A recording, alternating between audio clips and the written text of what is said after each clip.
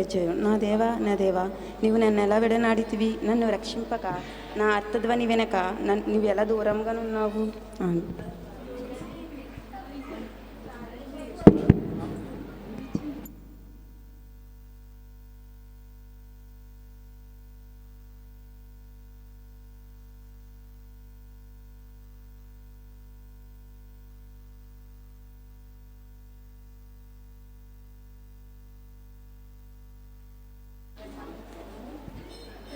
Mark 15:34. 3 గంటలు యేసు ఏలోయి ఏలోయి లామా సబక్తా అని బిగ్గరగా కేకవేశాను. ఆ మాటకు నా దేవా నన్నెందుకు చేయి విడిచితివని అర్థం.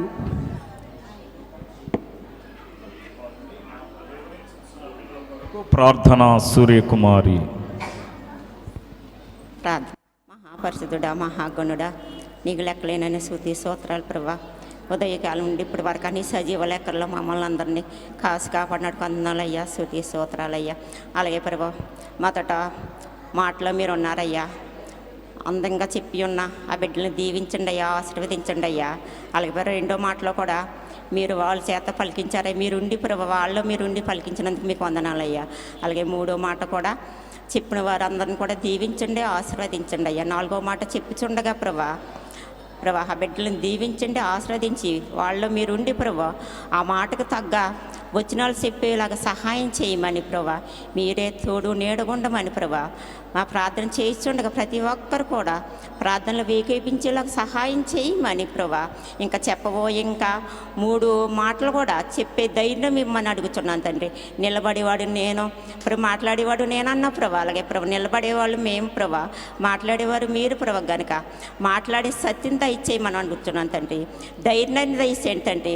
వారు మాట్లాడే వాళ్ళకి ప్రభా దడ లేకుండా ప్రభా, భయం లేకుండా ప్రభా ధైర్యంగా వాక్యాలు చెప్పేలాగా సహాయం చేయమని మీరే మాకు తోడు నేడుకొండమని ఈ గుడ్డు ప్రేడ అందరికీ ప్రభా మంచి శుక్రవారం ప్రభా ప్రతి ఒక్కరిని దీవించి ఆశీర్వదించమని మా ప్రభు యేసుక్రీస్తు ద్వారా వేడుకుంటున్నాను తండ్రి. 4వ మాట వివరించుకుందాము. నా దేవా నన్ను ఎలా చేయి విడిచితివి. పాతూరు రత్నకుమారి గారు.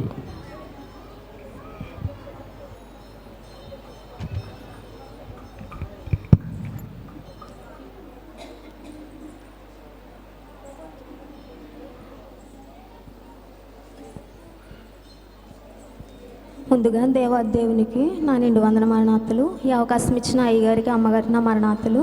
సంఘం అంతటికి నా నిండు వందన మరణాతులు. వాక్య పట్టణం వివరించుకుందామండి. 4వ మాట మార్కు సువార్త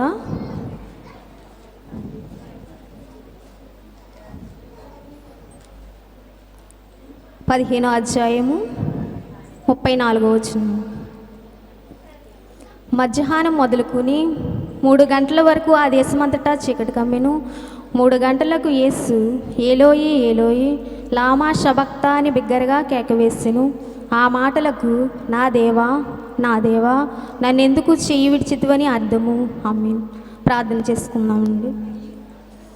మహాపరిశుద్ధుడును మా పరలోకపు తండ్రి, నీ ఘనమైన శ్రేష్టమైన కృపగల నామం బట్టి నీకు వేలాది వందనాలయ్యా, స్తుతులు స్తోత్రాలు చెల్లించుకుంటున్నామయ్యా ప్రభువా.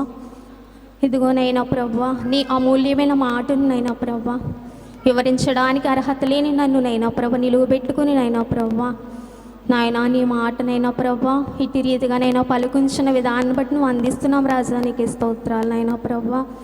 నిలబడేది నేనైతేనైనా ప్రభువా, మాట్లాడేది మీరే కనుకనైనా ప్రభువా నాలో ఉండి నైనా ప్రభువా నీ ఆత్మను నాలో ఉంచి నైనా ప్రభువా ఇదిగో బిడ్డలకు కావాల్సిన నైనా ప్రవర్తమానం మీరు అందించండి దేవా. ఈ 4 మాట వివరాన్ని మీరే అందించమని అడుగుచుంటున్నాం దేవా. నీకే స్తోత్రాలు అయ్యా ప్రభువా. నైనా ప్రభువా ఇదిగో నేను విన్న వాక్యం నైనా ప్రభువా విడిచిపెట్టకుండా నైనా ప్రభువా దాని పోలి నడుచుకొని బిడ్డలుగా తయారు చేసి మీరే మహిమను పొందుకోండి అయ్యా. మీరు మా కొరకు సిలువలో బలి అయ్యారు కనుకనైనా ప్రభువా మీకు ఏమిచ్చి నీ రుణాన్ని మేము తీర్చగలదుమయ్యా ప్రభువా. ఏమిచ్చినా కూడా నీ రుణాన్ని మేము తీర్చలేము రాజా. నీకే స్తోత్రాలు అయినా ప్రభువా. ఇది నువ్వు రాలి ప్రార్థన మీరు ఆలకించిన అంగీకరించమని మా మంచి బోధకుడుగా ఈ లోకానికి దిగివచ్చిన యేసు పరిశుద్ధ నామములో మిక్కిలి బ్రతిమాలి వినియముతోడి వేడుకుంటున్నా పరమ తండ్రి. ఆమేన్. మనం ఇంతవరకు కూడా 3 మాటలు విని ఉన్నామండి. మొదటి మాట, తండ్రి వీరేమి చేయించున్నారో వీరు ఎరుగరు గనుక వీరిని క్షమించుము. ఈ మాటలో క్షమాపణ రూపం కలిగి ఉన్నదండి. రెండో మాట విని ఉన్నామండి, నేడు నీవు నాతో కూడా పరదేశంలో ఉందువని కుడివైపున దొంగతో యేసుప్రభు వారు పలికారండి.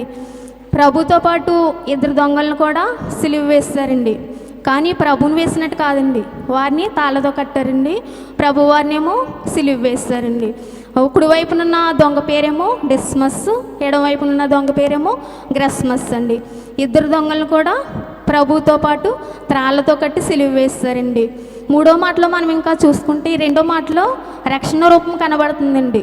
ఎందుకంటే కుడివైపునున్న దొంగకి యేసు ప్రభు వారు రక్షణ అనుగ్రహించారండి. ఆయన అంతవరకు కూడా మార్పు లేకపోయినా కానీ ఒక్క క్షణములో సిలువలో ఉండి ఆయన పలుకుచున్న మాటలను గమనించి గ్రహించుకుని మారాడు గనుక అతను రక్షణ రూపం కలిగి ఉన్నాడు. ఎందుకంటే ప్రభువారే అతనికి రక్షణ దయచేశాడు గనుక ఈ 2వ మాట రక్షణ రూపము. 3వ మాటలో మనం చూసుకుంటే అమ్మ ఇదిగో నీ కుమారుడు, ఇదిగో నీ తల్లి అనేసి చూపిస్తున్నారండి. ఎవరిని చూపిస్తున్నారు?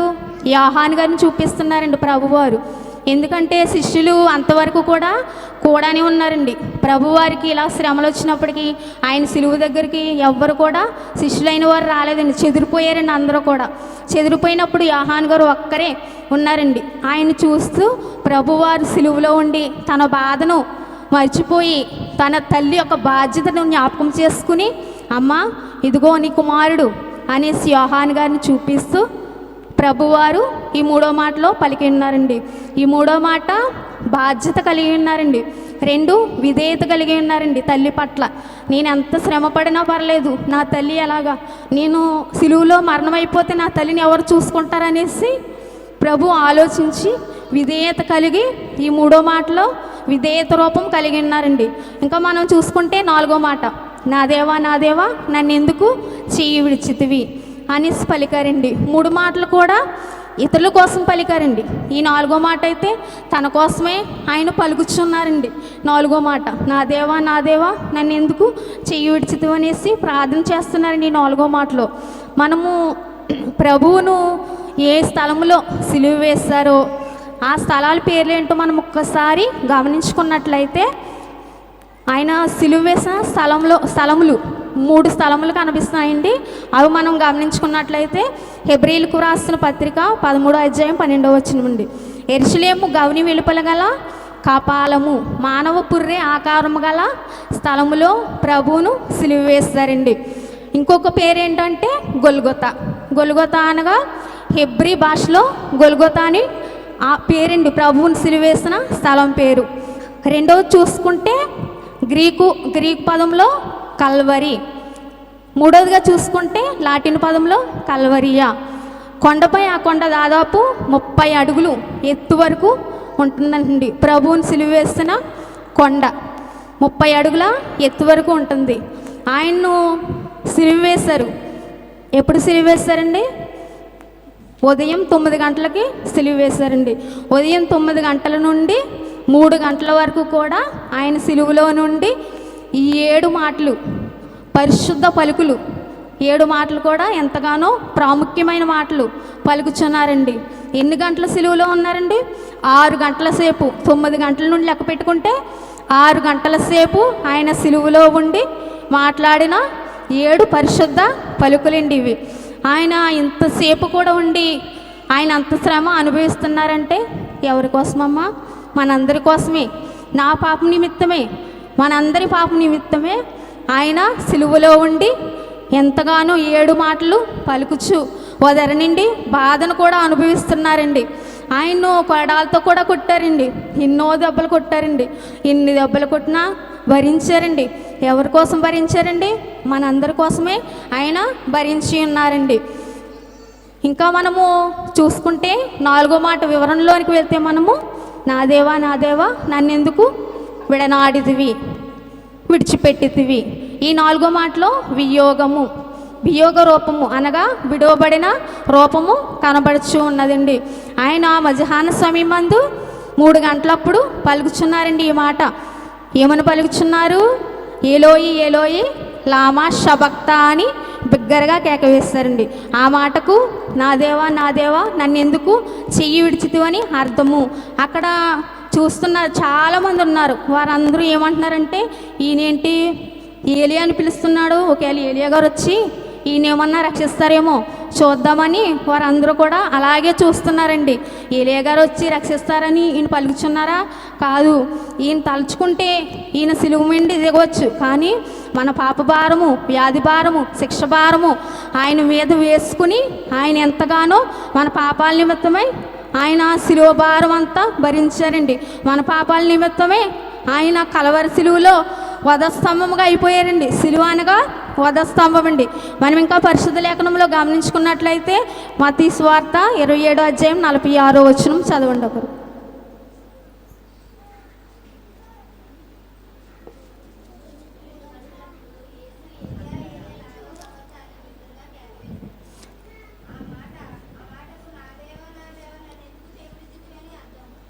సరిపోతుందమ్మా.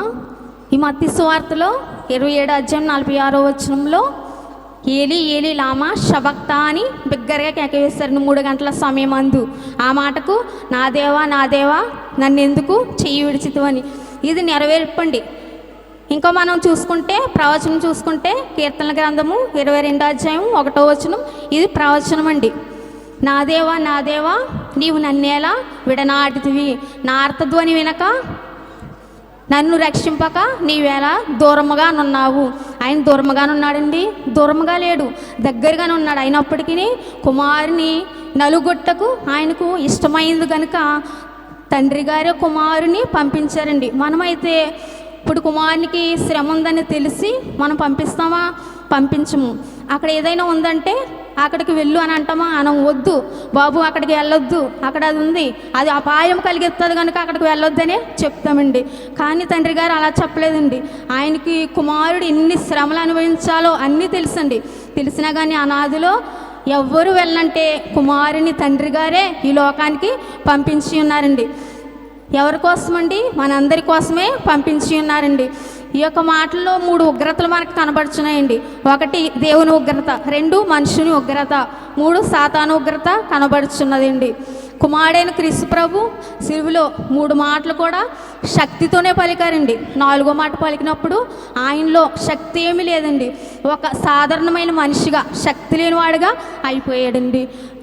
ఎందుకంటే మన పాప భారం అంతా ఆయన మీద వేసుకున్నాడు కాబట్టి ఒక మనిషిగా ఈ లోకానికి రావాల్సిన అవసరం వచ్చిందండి. నిజమే. ఎందుకంటే కొండల బరువు కన్నానంట, ఇటుకల బరువు కన్నానంట, ఇసుక బరువు కన్నానంట, పాపాల బరువే ఎక్కువ అంట. నిజంగానే మనం గమనించుకుంటే మనకే తెలుస్తుంది. ఇంకా మనం పరిశుద్ధ లేఖనంలో గమనించుకున్నట్లయితే యెషయా గ్రంథము 53వ అధ్యాయం 3వ వచనం అండి. అతడు తృణీకరింపబడిన వాడును, ఆయను మనుషుల వలన విసర్జింపబడిన వాడును, వ్యసనాక్రాంతుడు గాను, వ్యాధిని అనుభవించువాడుగాను, మనుషులు చూడనల్లని వాడుగాను ఉండెను. అతడు తృణీకరింపబడిన వాడు గనుక మనం అతనిని ఎన్నిక చేయకపోతిమి. మనందరి నిమిత్తమైన లేత మొక్కవలెను, ఎండిన భూమిలో మొలిచిన మొక్కవలెను ఆయన వచ్చి ఉన్నారండి. ఆయన మహారాజు. ఆయన సింహాసనం మీద ఉంటే ఆయన ఆకాశము, ఆయన సింహాసనము, భూమి ఆయన పాదపీఠం అండి. అంత నరుడు వింత శిశువుగా వచ్చి ఒక మరియ గర్భంలో ఇమిడిపోవడమే ఈ శ్రమలన్నిటికన్నా గొప్ప శ్రమ అంటుంది. ఒక చిన్న బాలుడుగా అంత నరుడు ఒక వింత శిశువుగా మారిపోవడమే గొప్ప శ్రమ అండి. ఆ శ్రమగా ఆయన తలంచుకోలేదు, కానీ మన కోసమే ఆయన ఒక చిన్న బాలుడుగా వచ్చి 33.5 సంవత్సరములు ఈ లోకంలో జీవించి 3.5 సంవత్సరములు అనేక మందిని మారుస్తూ అనేక మందికి బోధ చేస్తూ కూడా ఆయన మన కోసం సిలువలో బలియాగం అయిపోయారండి. ఇంకా మనము గమనించుకుంటే దేవుని వాక్యాన్ని క్రీస్తు ప్రభు మోసిన సిలువ బరువు అంటుంది 150 కేజీల బరువు అంటుంది ఆయన మోసిన సిలువ. ఇంకా కూడా చూసుకుంటే ఆయన వీపు పైన గాయాలు 150 లోతైన గాయాలు అంటుంది. నిజంగా ఎంత బాధ అండి. మనకైతే ఒక చిన్న ముళ్ళు కాల్లో గుచ్చుకుంటే మనం ఎంతో బాధపడతాం, అమ్మ అబ్బా అంటూ ఉంటాం. కానీ ఆయన వీపు మీద 150 లోతైన గాయాలు, 150 కేజీల సిలువ. అంత భారాన్ని కూడా మనందరి కోసం ఆయన సంతోషంగా భరిస్తున్నారండి. ఇంకా చూసుకుంటే తలపైనేమో ముండ్ల కిరీటం ఉందండి, అల్లేసి పెట్టారండి. ఒక్కొక్క ముళ్ళు 6 అంగుళాల ముళ్ళు అంటండి. ఎంత భరించలేని శిక్షను ఎంత అనుభవించారండి. ఏ పాపము ఎరగని ఆ పరమదేవుడు మన కోసమే ఇంత శిక్షను అనుభవించారండి. ఒక్కొక్క ముళ్ళు కూడా 6 అంగుళాల ముళ్ళుతో ముళ్ళ కిరీటం అల్లి తలకి 19 ముళ్ళు గుచ్చారంటండి. 16 ముళ్ళేమో వెనక భాగంలో గుచ్చారండి, 3 ముళ్ళేమో ఎదుట భాగంలో గుచ్చారంటండి. 19 ముళ్ళు ఆయన అంత ముళ్ళ కిరీటాన్ని భరించారండి. మనమైతే భరించగలదుమా? మనం అసలు ఒక చిన్న ముళ్ళు గుచ్చుకుంటేనే మనం భరించలేము, ఇంకా ముళ్ళ కిరీటం ఎలా భరిస్తాం? భరించలేము. ఆయన గొప్ప దైవనరుడు, దైవ కుమారుడు, మనందరినీ రక్షించడానికే ఈ లోకానికి వచ్చారు కనుక ఎంత శ్రమనైనా అనుభవించడానికి ఆయన సంతోషంగా భరిస్తూ ఉన్నారండి.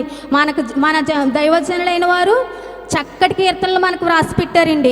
ఆ రచించిన కీర్తనలో మన దైవజనులైన దేవదాసయ్య గారు రచించిన కీర్తనలో 32వ కీర్తన 3వ చరణంలో మనం పాడుకుంటే ఆయన ఒళ్ళంతా కూడా రక్తమేనండి. ఇవన్నీ కూడా ఉదరి నుండి ముళ్ళ కిరీటం, ఉదరి నుండి ప్రక్కలో బల్లెంపోటు, ఉదరి నుండి గాయాలు, ఒక దరి నుండి సిలువ భారము, ఇవన్నీ చూసుకుంటా ఉంటే ఆయన ఒళ్ళంతా కూడా రక్తం అయిపోయిందండి. ఒళ్ళంతా రక్తము ముళ్ళ కిరీటము తలపై బెట్టిరి సోదరా, ఒకడు బల్లెంబుతో బొడవా, నీళ్ళు రక్తముగారే చిల్లులాయేను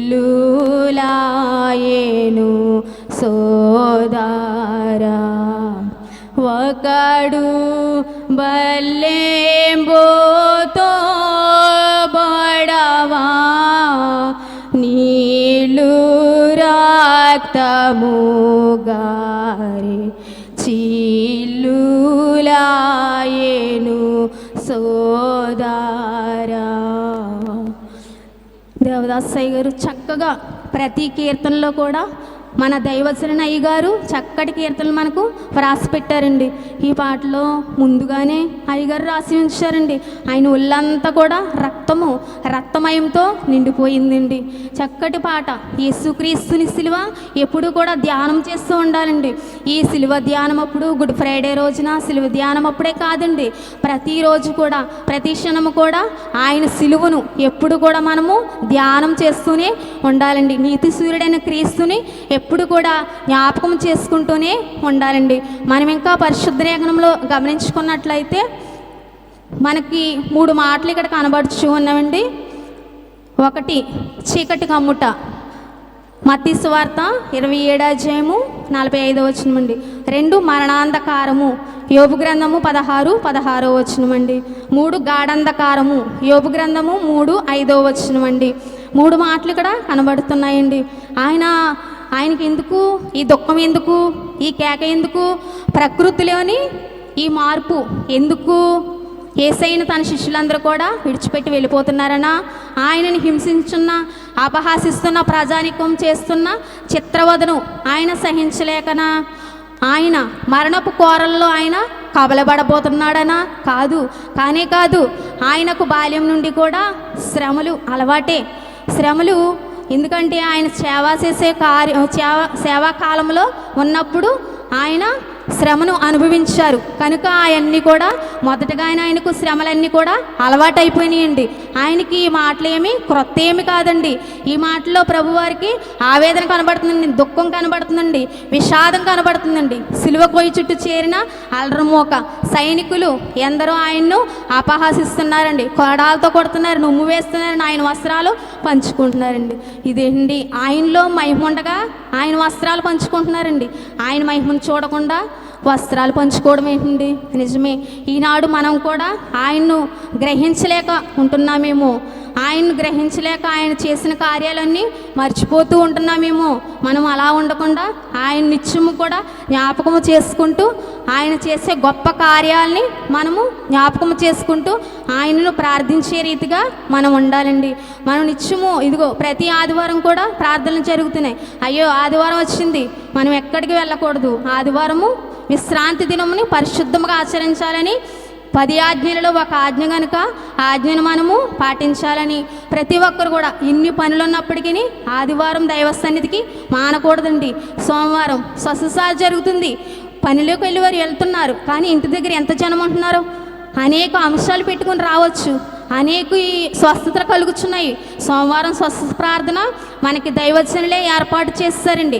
దేవదాసయ్య గారు ఎవరైతే శాలకు వస్తారో వారు హాస్పిటల్ తలుపులు మూసివేస్తారంటండి. మనము సోమవారం స్వస్థశాలకి వచ్చే వారమై ఉండాలండి. ఇంటికాడే ఉండి అలా ఉండిపోతే మనకి ప్రయోజనం ఏమి కూడా లేదండి.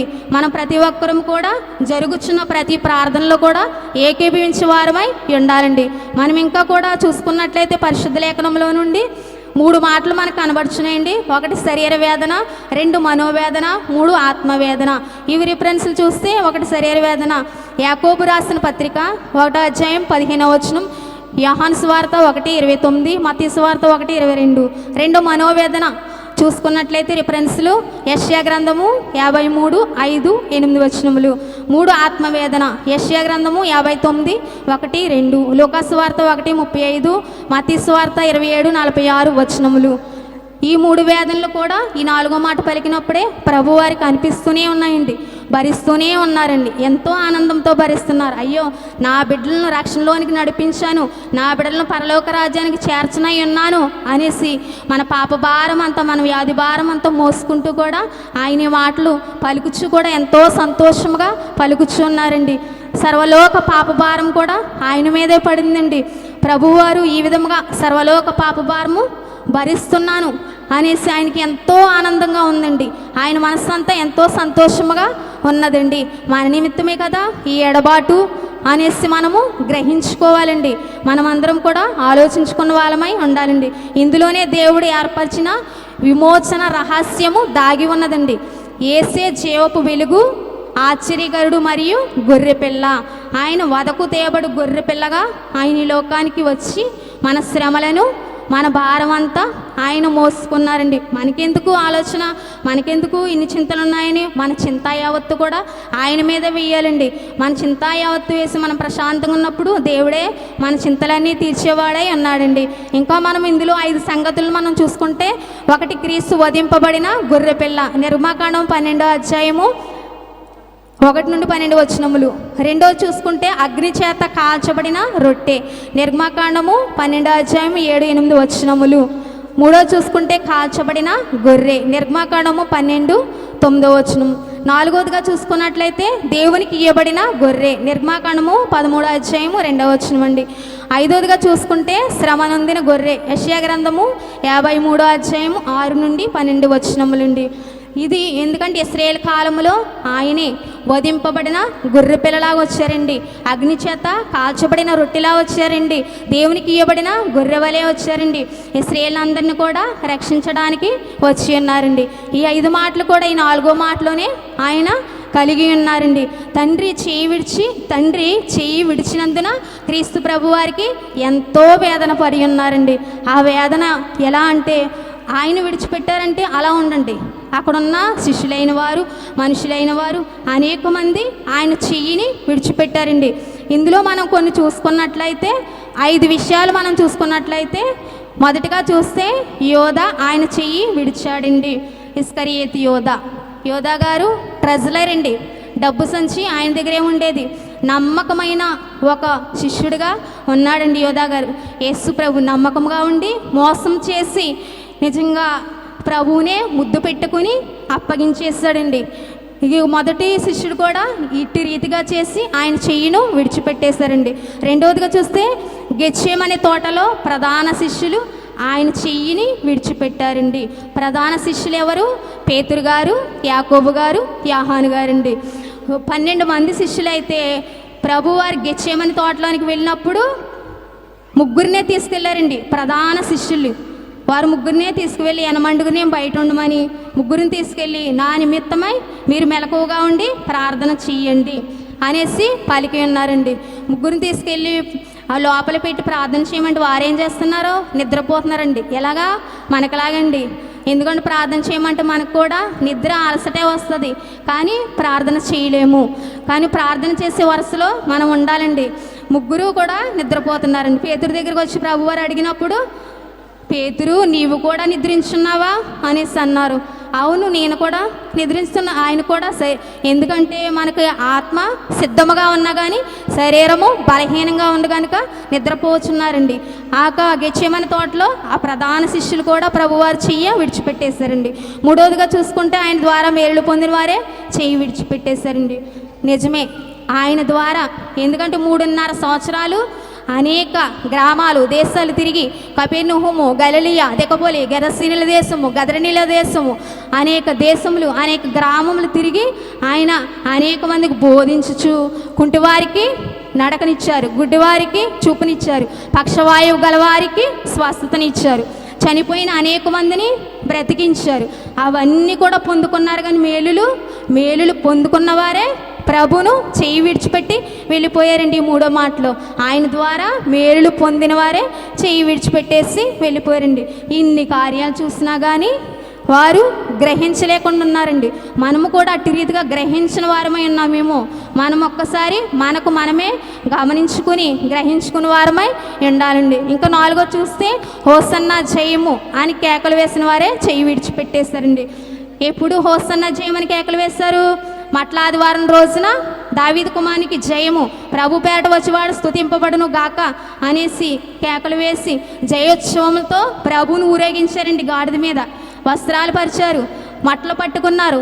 వీరందరూ కూడా ఈ సిలువ దగ్గరికి వచ్చినప్పటికీ వీరందరూ కూడా ప్రభువుని చేయి విడిచిపెట్టేసి వెళ్ళిపోయారండి. ఎంత హోసన్నా జయమని కేకలు వేస్తే మట్టుకి అసలైన శ్రమ వచ్చినప్పుడు ఎవ్వరు కూడా లేరండి దగ్గర. మామూలుగా ఎవరైనా ఉంటారు, మనకి శ్రమ వచ్చినప్పుడు ఎవరైనా దగ్గర ఉంటారా? ఆదరిస్తారా? ఎవరు ఆదరించరు. ప్రభువే మనల్ని ఆదరిస్తారు. మనల్ని చేయి పట్టుకుని ఆయనే మన శ్రమలప్పుడు ఆయనే మనల్ని నడిపిస్తాడండి. అలాగే 4వ మాటలు ఇలాగా హోసన్నా జయమని కేకలు వేసిన వారే చేయి విడిచిపెట్టేశారండి. 5వదిగా చూస్తే నా ప్రాణమైన ఇస్తానన్న పేతురి చేయి విడిచిపెట్టేశాడండి. ఎప్పుడన్నారు? నా ప్రాణమైన ఇస్తాను ఆయన అనేసి పేతురు గారు ప్రభుతో మాట్లాడాడండి. ఆయన ప్రాణమైన ఇస్తానన్నవాడే చెయ్యి విడిచిపెట్టేసి వెళ్ళిపోయాడు. 3 సార్లు కూడా ఆయన ఎవరో నాకు తెలియదు అనేసి అబద్ధం ఆడాడండి. ఈ యొక్క పేతురు గారు ఎన్ని కార్యాలు చూడలేదండి. పేతురు గారు ఆయనే చూడడం కాదు, ఆయనే ఎన్నో కార్యాలు చేశారండి. అనేక మందిని స్వస్థపరిచారండి పేతురు గారు వస్తుంటే ఆయన నీడ పడుతుందని అనేక మంది రోగుల్ని ఈ దారిని వస్తున్నారో పేతురు గారు అనేసి ఎవరైనా రోగులు ఇంట్లో ఉంటే ఆ దారిలో మంచాలతో తీసుకొచ్చి దారిలో ఉంచేవారండి. పేతురు గారు నీడ పడితే చాలు రోగులైన వారు బాగుపడేవారండి. అంతటి స్వస్థ వరం కలిగిన పేతురు గారు కూడా ఈయన శ్రమలో ఉన్నప్పుడు ఆయన చెయ్యి విడిచిపెట్టేసే వెళ్ళిపోయాడండి. నిజమే, మనము కూడా అట్టి రీతిగా ఉన్నామా? లేదు. ప్రభువును అటు రీతిగా విడిచిపెట్టేసేవారుగా మనము ఉండకూడదు. అటు రీతిలో మనము ఆయన్ను విడిచిపెట్టి ఆయన మాటలను వినకుండా ఆయన ఆజ్ఞలు గైకొనకుండా మనము ఉండకూడదండి. ఆయన ఆజ్ఞను బట్టి నడుచుకునే బిడలుగా మనం అందరం కూడా ఉండాలండి. మనం చివరిగా ఇంకోటి చూసుకుంటే పరిశుద్ధ లేఖనంలో నుండి యోహాను సువార్త 14వ అధ్యాయము 1వ వచనం 2వ వచనాలు.